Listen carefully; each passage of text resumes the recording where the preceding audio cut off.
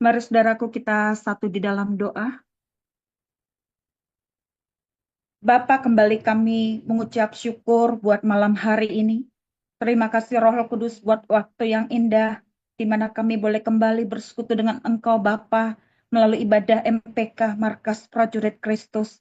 Kami percaya Tuhan, sebagaimana firman-Mu, 2-3 orang berkumpul di dalam namaku, Engkau ada di tengah-tengah kami. Roh Kudus, kami percaya kehadiran-Mu memberikan kelegaan, kekuatan, kedamaian bagi setiap kami. Biarlah Engkau juga Bapa memberkati jalannya pemberitaan firman-Mu. Engkau juga mengurapi hamba-Mu ini Bapa. Pakai seturut kehendak dan rencana-Mu Tuhan. Biarlah perkataan-Mu Tuhan yang disampaikan di tengah-tengah kami. Demikian pula dengan ibadah secara live dan juga semua yang hadir malam hari ini diberkati di dalam nama Tuhan Yesus Kristus. Tidak ada satupun dari kami yang tidak dilawat Tuhan. Terima kasih Bapa. Biarlah benih firman-Mu ini jatuh di tanah yang baik, di tanah yang subur. Sehingga kami boleh berakar, bertumbuh, dan berbuah lebat untuk hormat kemuliaan bagi nama Tuhan. Di dalam nama Tuhan Yesus Kristus, kami berdoa dan mengucap syukur. Amin. Sekali lagi, salam buat kita semua. Ya, Shalom. terima kasih Mbak Ivoni yang sudah memberkati kita semua melalui pujian dan penyembahan. Tuhan Yesus memberkati. Saudaraku, sebagaimana yang saya sampaikan di grup bahwa tema kita malam hari ini miliki visi dalam hidup. Miliki visi dalam hidup. Mari kita buka firman Tuhan dari Amsal 29 ayat 18a. Firman Tuhan dari Amsal 29 ayat 18a. Saya akan bacakan buat saudara. Bila tidak ada wahyu, menjadi liarlah rakyat. Bila tidak ada wahyu, menjadi liarlah rakyat. Demikianlah firman Tuhan. Saudaraku, Amsal 29 ayat 18a mengingatkan bahwa bila tidak ada wahyu, menjadi liarlah rakyat. Dengan kata lain, kalau tidak ada visi, umatku binasa. Kalau tidak ada visi, umatku binasa.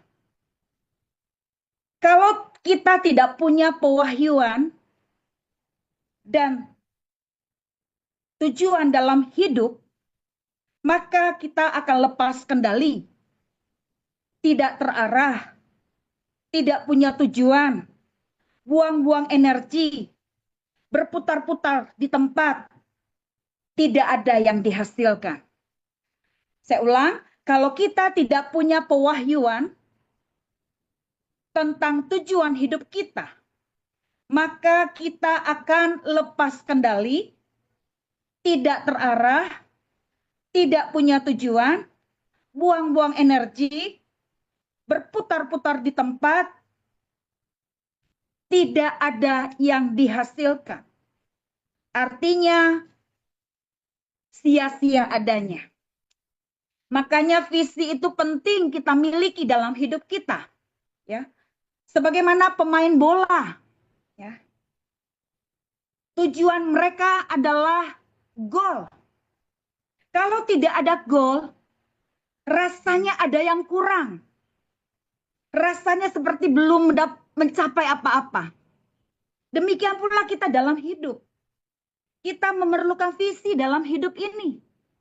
Kalau tidak, kita akan berputar-putar di tempat, buang-buang energi, tidak akan sampai ke tujuan.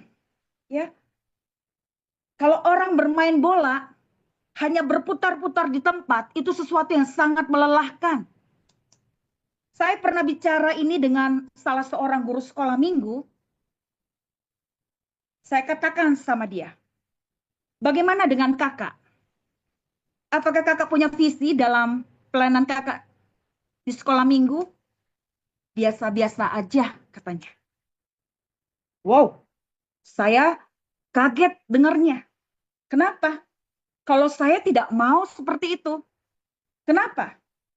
Kalau saya cuma bermain, berlari, tapi tidak mencapai goal, tidak mencapai tujuan yang sesungguhnya. Untuk apa? Sesuatu yang sangat-sangat melelahkan pastinya. Sebagaimana yang tadi saya sampaikan, kita akan buang-buang energi, ya, nggak punya arah, nggak punya tujuan, berputar-putar di tempat dan tidak menghasilkan apa-apa. Jangan sampai kita seperti itu. Bagaimana dengan kita?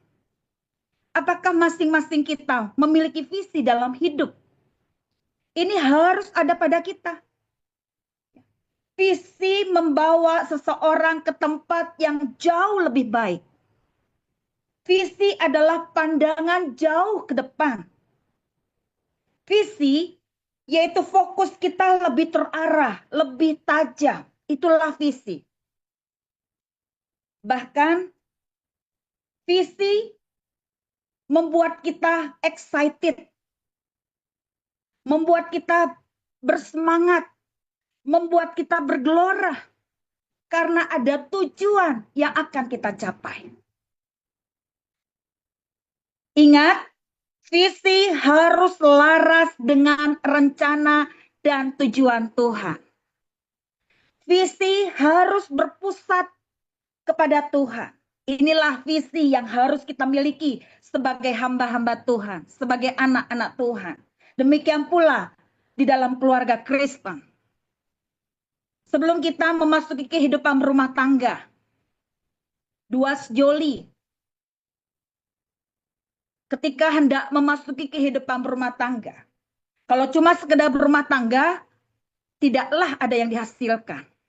Tetapi karena punya tujuan untuk apa berumah tangga, pasti akan bersama-sama melakukan apa yang Tuhan mau. Kalau saya secara pribadi ketika hendak memasuki kehidupan berumah tangga, saya sudah punya tujuan bahwa rumah tangga yang akan saya bina bersama seseorang akan membawa kami kepada kekekalan bersama Kristus Yesus, Tuhan kami yang hidup. Ya, seperti itulah yang menjadi tujuan kami menikah. Nggak cuma sekedar menikah. Kalau cuma sekedar menikah berarti kita nggak beda dengan pasangan yang lainnya. Tapi karena kita punya tujuan yang jelas untuk apa berumah tangga. Bahwa kita nggak cuma sekedar berumah tangga, tapi ada tujuan kekal, ada tujuan ilahi.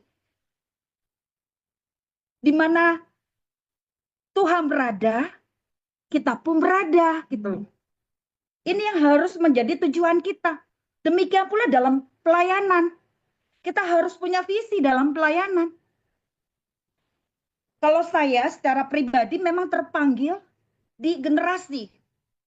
Ya, saya nggak cuma sekedar mengajar, tapi mengajar untuk mempersiapkan anak-anak ini untuk menjadi anak-anak Allah yang tangguh bagi Tuhan dan kerajaannya. Anak-anak yang memang dipersiapkan dan diperlengkapi melalui pemuritan. Itu salah satu menjadi visi saya dalam pengajaran. Gak cuma sekedar ngajar. Kalau cuma sekedar ngajar berarti saya nggak berbeda dengan guru-guru kebanyakan. Tapi karena ada visi yang Tuhan taruhkan, itulah yang akan membuat saya excited di dalam mengajar. Demikian pula visi dalam pekerjaan. Bahkan dalam apapun yang ada di hidup kita, kita harus punya visi dalam hidup. Kita harus punya visi yang jelas. Jangan cuma sekedar visi. Jangan sekedar visi. Harus pastikan bahwa itu adalah visi yang dari Tuhan. Pastikan itu bahwa yang kita jalani adalah visi yang dari Tuhan. Visi mengarah kepada tujuan. Visi mengarah kepada tujuan. Visi dari Tuhan mengarah kepada tujuan ilahinya. Visi Tuhan harus didasarkan dari kehendak Tuhan, bukan kehendak daging kita. Visi Tuhan akan menghasilkan strategi. Ya, kalau kita mendapat visi, pasti ada strategi.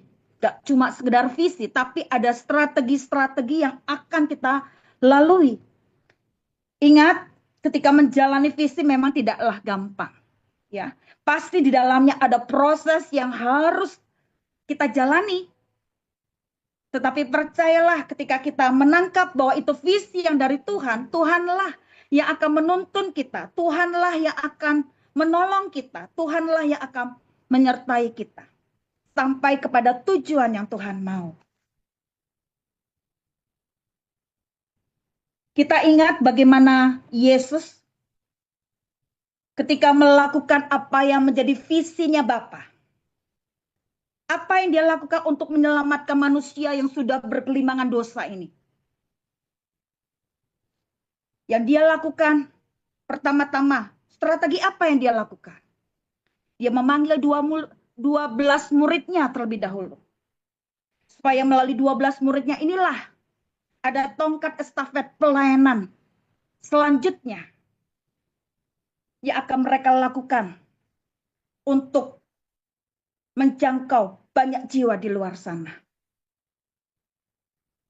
Ada hal-hal penting yang harus kita perhatikan. Bagaimana cara kita mendapat visi? Yang pertama, mari kita buka dari 2 Timotius 3 ayat 16, Mazmur 119 ayat 105, dan Kisah Para Rasul 2 ayat 42. Yang pertama adalah bertekun melalui pengajaran. Ingat, kita tidak bisa jauh dari pengajaran firman Tuhan. Kita membutuhkan firman Tuhan.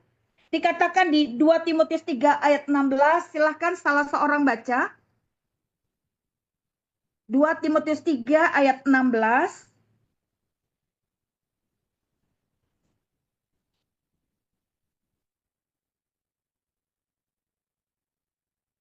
Dua Timotius 3 ayat 16. Segala tulisan yang diilhamkan Allah memang bermanfaat untuk mengajar, untuk menyatakan kesalahan, untuk memperbaiki kelakuan, dan untuk mendidik orang dalam kebenaran. Iya, kita sangat-sangat membutuhkan pengajaran melalui firman Tuhan. Tidak ada hal yang paling penting dan paling mendasar. Yang paling penting dan paling mendasar adalah pengajaran firman Tuhan. Karena firman Tuhan dikatakan apa? Untuk mengajar, untuk menyatakan kesalahan, untuk memperbaiki kelakuan, dan untuk mendidik orang dalam kebenaran. Ini kita butuhkan dalam menjalani visi atau menggenapi visi atau memenuhi visi yang Tuhan taruhkan kepada kita atau dalam menjalani kehidupan kita. Apakah kita sebagai hamba Tuhan, sebagai anak Tuhan, ataukah sebagai keluarga Kristen? Kita membutuhkan firman Tuhan. Bertekun melalui pengajaran firman Tuhan.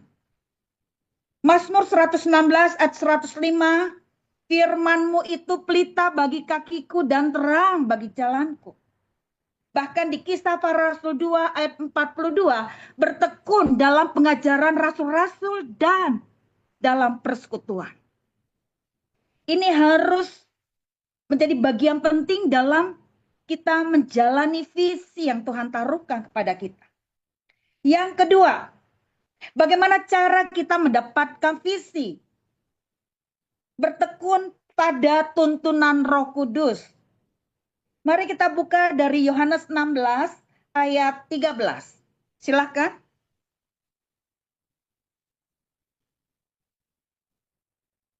Yohanes 16 ayat 13.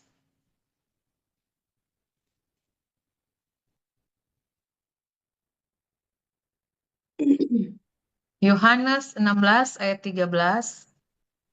Tetapi apabila ia datang, yaitu roh kebenaran, ia akan memimpin kamu ke dalam seluruh kebenaran. Sebab ia tidak akan berkata-kata dari dirinya sendiri, tetapi segala sesuatu yang didengarnya, itulah yang akan dikatakannya, dan ia akan memberitakan kepadamu hal-hal yang akan datang.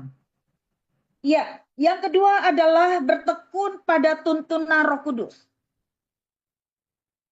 Roh Kudus ini memegang peranan yang sangat penting dalam kehidupan orang percaya, dalam kehidupan anak-anak Tuhan, dalam kehidupan hamba-hamba Tuhan, dalam kehidupan keluarga-keluarga Kristen. Roh Kudus yang akan memimpin kita kepada seluruh kebenarannya. Kita harus dapatkan visi melalui tuntunan Roh Kudus. Tidak ada yang lain. Ya. Yang pertama adalah melalui pengajaran firman Tuhan. Yang kedua bertekun pada tuntunan Roh Kudus. Yang ketiga, kerendahan hati untuk mau belajar dan diajar. Kerendahan hati untuk mau belajar dan diajar. Hanya kepada orang-orang yang rendah hatilah visi itu Tuhan taruhkan. Kalau kita nggak punya kerendahan hati untuk belajar dan diajar, bagaimana visi itu Tuhan taruhkan? Kita melihat bagaimana Yusuf, Tuhan taruhkan visinya. Yunus, Tuhan taruhkan visinya. Paulus, Tuhan taruhkan visinya. Dan masih banyak tokoh-tokoh di dalam perjanjian lama dan perjanjian baru. Dan bagaimana dengan kita? Yang keempat, kesiapan hati untuk bergerak seirama dengan Tuhan. Mari kita buka Yohanes 14 ayat 12. Silahkan. Yohanes 14 ayat 12.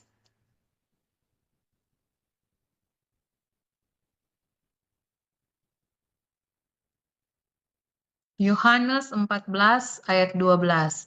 Aku berkata kepadamu, sesungguhnya barang siapa percaya kepadaku, ia akan melakukan juga pekerjaan-pekerjaan yang aku lakukan. Bahkan pekerjaan-pekerjaan yang lebih besar daripada itu, sebab aku pergi kepada Bapa. Iya, kita nggak cuma mendapatkan, tapi kita juga harus menyalurkan atau mengimpartasikan atau membagikan kepada orang-orang yang ada di sekitar kita. Sehingga kita sejalan, sepikiran dengan apa yang Tuhan mau. Kita harus punya kesiapan hati untuk bergerak seirama dengan Tuhan. Ya, tongkat estafet itu kita lanjutkan. Tongkat estafet yang kita terima itu kita lanjutkan, kita impartasikan, kita praktekkan ke dalam kehidupan kita sehingga kita seirama dengan Tuhan pergerakan kita dalam menjalani visi itu. Makanya kita harus punya kesiapan hati. Kita harus memperbesar kapasitas kita. Kita harus memaksimalkan apa yang ada pada kita supaya visi Tuhan itu terjadi atas kita.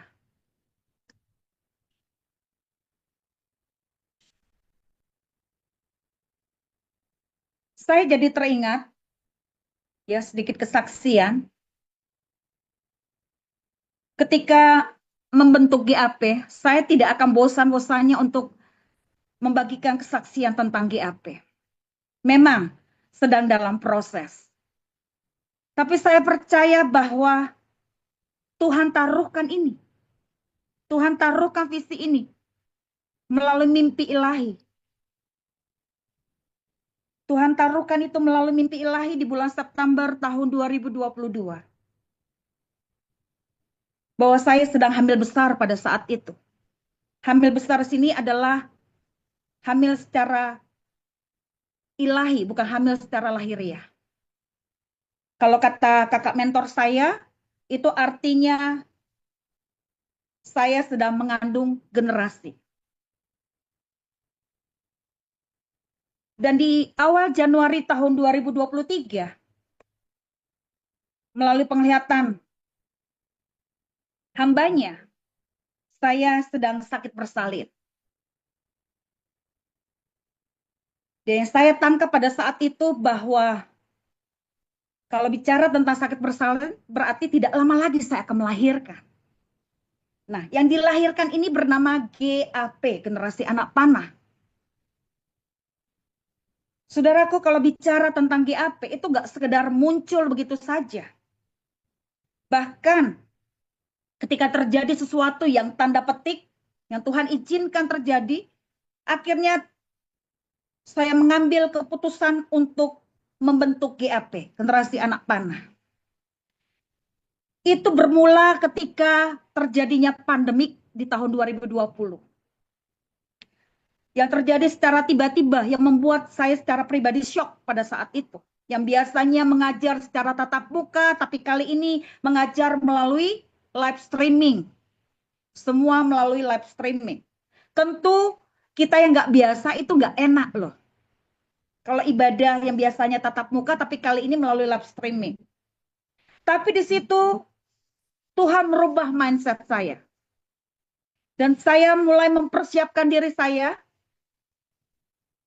untuk mempersiapkan anak-anak ini 2, 5, 10 tahun ke depan, bahkan sampai Tuhan datang.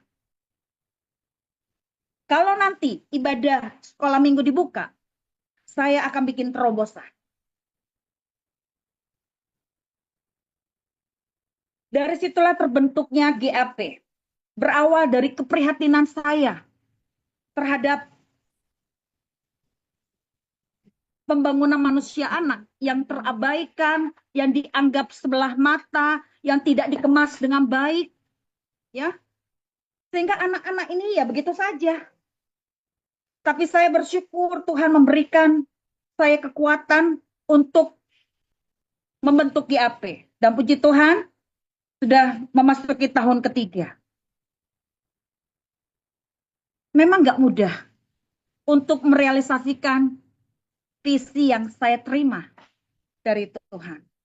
Tapi saya percaya kalau visi itu Tuhan taruhkan, Tuhan yang akan menyertai saya melalui Roh Kudus. Saya tetap belajar untuk menggali firman Tuhan. Saya juga belajar untuk meminta tuntunan Roh Kudus. Saya juga belajar untuk memiliki kerendahan hati, untuk mau belajar dan diajar. Dan saya juga harus memperbesar kapasitas saya. Kalau mau visi yang Tuhan taruhkan itu terrealisasi. Demikian pula dengan kita semua yang ada di sini. Kita harus bergerak seirama dengan Tuhan. Kita harus meraih apa yang menjadi janji Tuhan. Kita harus menjalankan apa yang Tuhan taruhkan kepada kita. Jangan diam di tempat. Jangan stagnan. Jangan terus ada di zona nyaman. Kalau kita mau punya tujuan yang jelas dalam hidup ini. Kalau saya secara pribadi, saya akan terus bergerak apapun tantangannya, apapun rintangannya, apapun kendalanya. Karena saya tahu, saya punya Tuhan yang jadi pembela buat saya. Dan saya percaya saya tidak sendirian. Ada orang-orang yang Tuhan kirimkan untuk terus mengcover di dalam doa. Ya, bersama tim, kita sama-sama bergerak ke tujuan yang Tuhan mau. Mari, miliki visi yang jelas dalam hidup ini. Jangan sampai kita terlena dan akhirnya kita tidak mendapatkan apa-apa. Berbahagialah kita yang mendapatkan visi yang dari Tuhan. Karena Tuhan tidak pernah salah menaruhkan visinya kepada orang-orangnya. Tuhan tidak pernah salah. Apakah kita adalah orang-orang yang tepat itu? Ayo, biarlah mata Tuhan boleh memandang, boleh melirik ke pribadi yang benar-benar mau menangkap visi itu dengan kerendahan hati. Menangkap visi itu dengan sukacita.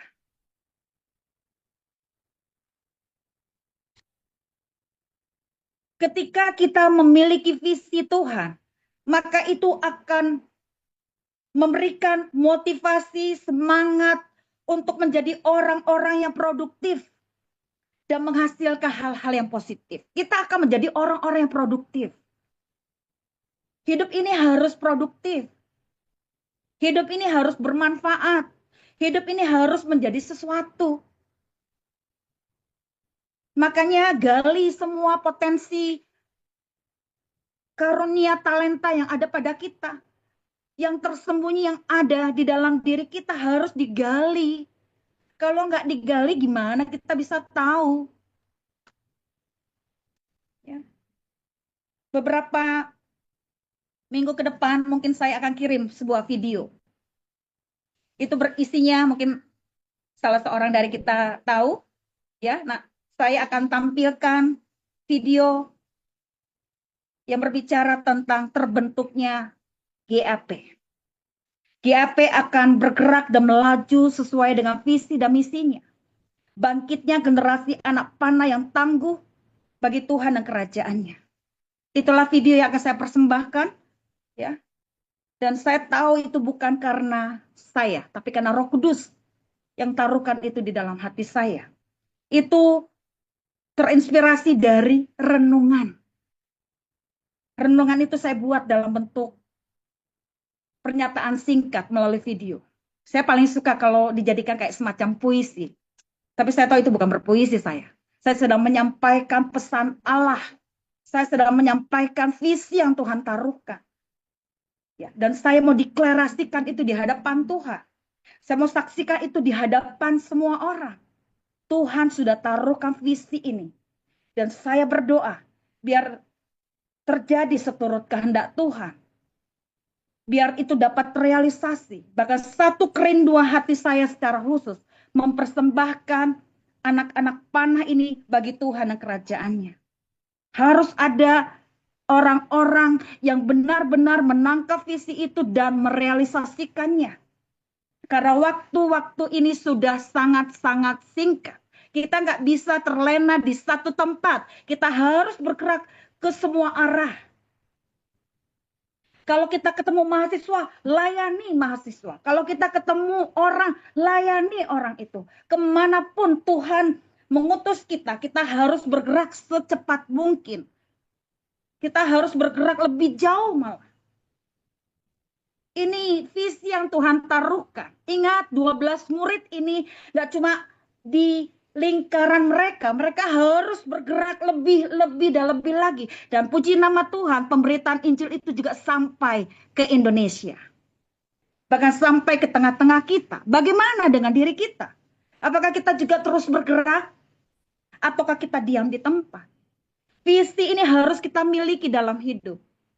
Visi yang Tuhan taruhkan itu akan membuat kita bergelora, akan membuat kita bersemangat, akan membuat kita produktif, dan juga akan membuat kita menghasilkan sesuatu.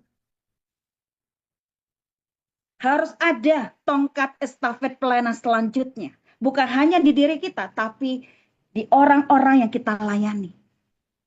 Harus bisa juga menangkap visi yang dari Tuhan. Saya akan kupas ulang bagaimana pentingnya memiliki visi dalam hidup. Firman Tuhan terambil dari Amsal 29 ayat 18a. Bila tidak ada wahyu, menjadi liarlah rakyat. Dengan kata lain, kalau tidak ada visi, umatku binasa. Kalau kita tidak punya pewahyuan tentang tujuan hidup kita, maka kita akan lepas kendali, tidak terarah, tidak punya tujuan, buang-buang energi, berkutat di tempat, tidak menghasilkan apa-apa. Itu satu kerugian teramat sangat. Jangan sampai kita dinyatakan bodoh. Visi membawa seseorang ke tempat yang jauh lebih baik. Visi adalah pandangan jauh ke depan. Coba bayangkan, orang-orang yang kita layani, orang-orang yang kita persiapkan ini, dia akan memegang tongkat estafet itu. Dia akan berdiri sebagaimana kita berdiri. Dia akan bergerak sebagaimana kita bergerak. Kita menjadi role sentral, role model. Kita menjadi contoh. Makanya ingat, goal kita adalah menjadi serupa seperti Kristus. Goal kita adalah menjadi teladan bagi orang-orang percaya. Goal kita adalah menjadi kemuliaan bagi nama Tuhan. Itu goal kita yang sesungguhnya. Visi adalah fokus kita lebih terarah atau lebih tajam. Ingat, Visi harus selaras dengan rencana dan tujuan Tuhan. Visi harus berpusat kepada Tuhan. Ketika kita memiliki visi yang Tuhan taruhkan kepada kita, maka kita akan menjadi pribadi yang produktif, pribadi yang bersemangat, pribadi yang bergelora, dan menghasilkan sesuatu yang positif, yang boleh memberkati banyak orang. Mari kita berjuang sungguh-sungguh, miliki visi dalam hidup. Ingat bagaimana untuk kita mendapatkan visi. Yang pertama, kita harus bertekun melalui pengajaran firman Tuhan. Firman Tuhan harus menjadi yang utama dalam hidup kita. Harus menjadi kecintaan, kesukaan, bahkan gaya hidup kita sebagai orang percaya.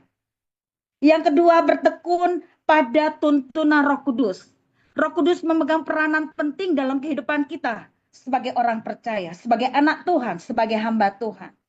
Jangan sekali-kali mengandalkan kekuatan kita sendiri, mengandalkan hikmat kita, mengandalkan cara-cara kita, karena kita memiliki keterbatasan. Tapi Roh Kudus yang unlimited, dia akan mengerjakan hal-hal melampaui apa yang kita lakukan. Yang ketiga, kerendahan hati untuk mau belajar dan diajar. Kita harus memiliki kerendahan hati itu. Hanya kepada orang-orang yang rendah hatilah Tuhan bisa bekerja dengan caranya yang ajaib. Yang keempat, yang terakhir adalah kesiapan hati untuk bergerak seirama dengan Tuhan. Artinya kita mau merespon dengan baik apa yang Tuhan taruh, karena kita bergerak seirama dengan Tuhan. Hanya kepada orang-orang yang dapat menangkap dan merealisasikan visinya, maka kita menjadi orang-orang kepercayaannya yang akan dipakai dahsyat pada hari-hari terakhir. Amin, saudara. Mari kita berlomba-lomba, kita bergiat karena kedatangannya sudah sangat-sangat singkat. Tuhan Yesus memberkati. Salam. Mari kita tutup di dalam doa. Bapa, kami mengucap syukur, kami berterima kasih, kami bangga memiliki Allah seperti Engkau. Engkau sungguh dahsyat, Engkau sungguh ajaib di dalam kehidupan kami. Bahkan Engkau kembali mengingatkan kami supaya kami dapat memiliki visi di dalam hidup ini. Kami mau memiliki visi yang jelas di dalam hidup kami sebagai orang percaya. Kami tidak mau sekedar visi, tapi visi ini kami tangkap dengan baik dan kami realisasikan ke dalam hidup kami. Untuk itu Roh Kudus, mari Engkau mengurapi kami lebih lagi.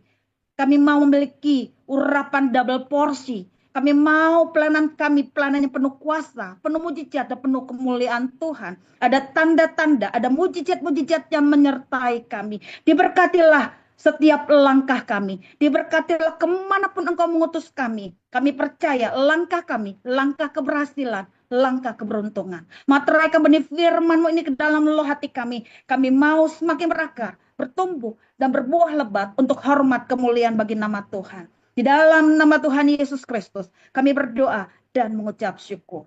Amin.